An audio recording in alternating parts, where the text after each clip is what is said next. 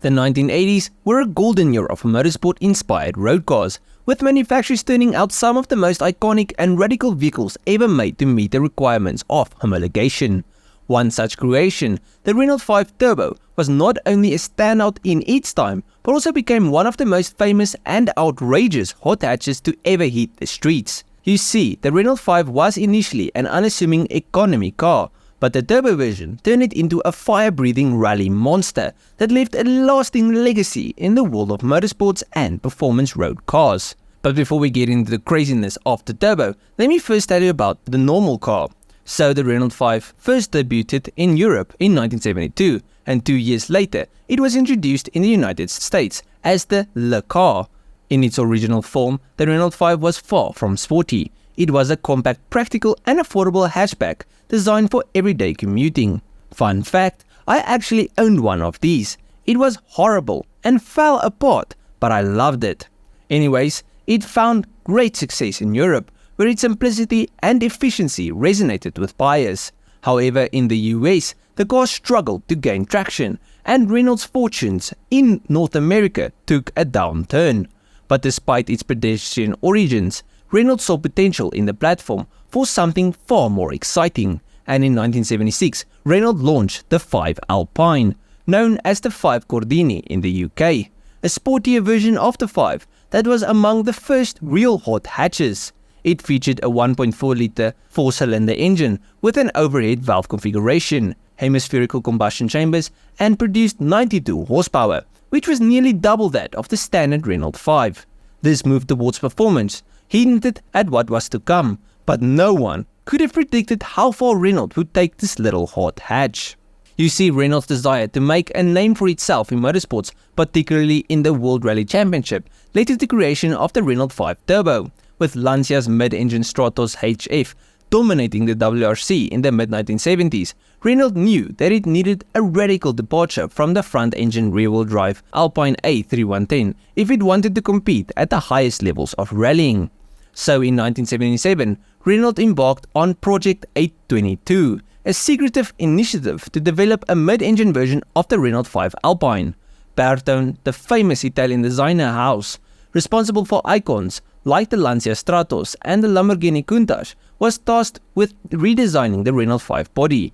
Meanwhile, Renault's top engineers focused on developing a high-performance version of the Client-Fonte engine, also known as the Sierra engine, which had powered various Renault models since the early 1960s.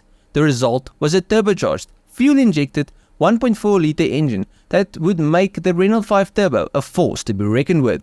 In its racing spec, the engine produced close to 200 horsepower, which was a remarkable figure for such a small displacement engine at the time. As the years went on, the engine's output would increase dramatically, making the Renault 5 Turbo a formidable opponent in motorsports. When Renault finally unveiled the R5 Turbo in January 1980 at the Brussels Motor Show, it caused a sensation.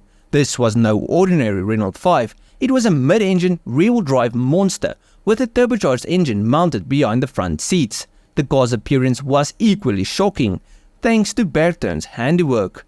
The R5 Turbo sported massive rear-wheel arches, aggressive air intakes, and a thoroughly reworked body that set it apart from the standard model. Beneath its wild exterior, the R5 Turbo was a marvel of engineering. The 1.4-litre turbocharged engine produced 158 horsepower and 116 pound-feet of torque, figures that might seem modest today, but were enough to make the R5 Turbo the most powerful production car in France at the time. With a curb weight of just 970 kilograms, the R5 Turbo had an incredible power-to-weight ratio that made it one of the most exhilarating cars of the era.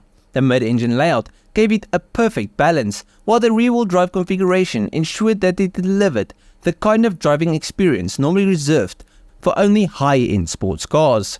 But the R5 Turbo wasn't just a road-going thrill machine, it was built to compete in the WRC, and it made its debut in the 1981 season.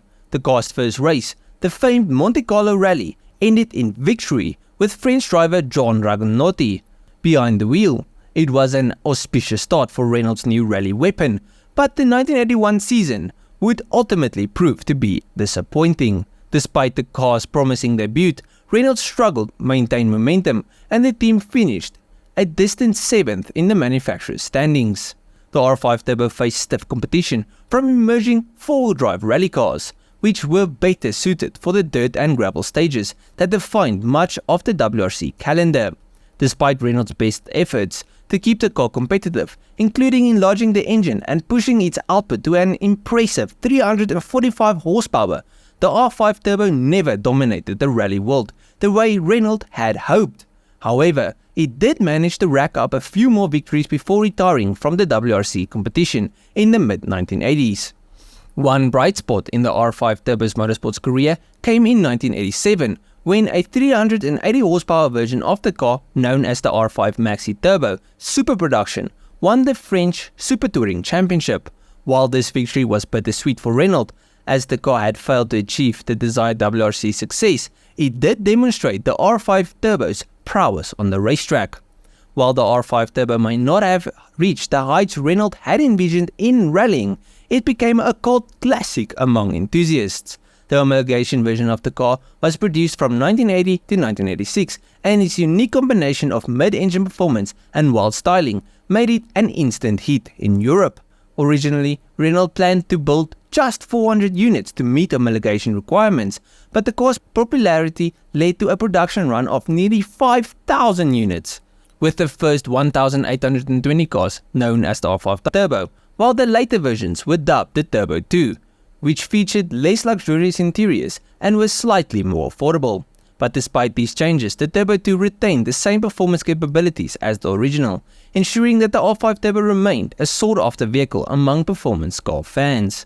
In terms of value, the R5 Turbo has only grown in stature over the years. Today, a well-maintained example can fetch around $100,000, with pristine low-mileage cars commanding prices well over $200,000. It remains one of the most revered hot hatches of all time, and a symbol of Renault's willingness to push the envelope in both design and engineering. To end it off, the Renault 5 Turbo was a car that defied expectations. What started as a simple economy hatchback was transformed into a mid-engine turbocharged beast capable of competing at the highest levels of motorsports. Today, the R5 Turbo is remembered as one of the most iconic homologation specials of the 1980s, and it's a car that helped define the modern hot hatch. But at the end of the video, please let me know what you guys thought of the video and what do you guys think of this car. Like I said, I owned one, but the one I had wasn't very fast. I had a very crappy one with all the gears. It didn't really have gates anymore for first, second, third and fourth and fifth, so you just kind of guessed where the gears were. And it was still a fun car to drive because it was light, so I can just imagine how great one of these would have been. But yeah, let me know what you guys think. If you guys enjoyed this video, please leave a like and subscribe to the channel, and if you guys did like it, you most probably like my other stuff, so just go through my channel, see if it's someone else like. I'll check you guys in the next one. Cheers,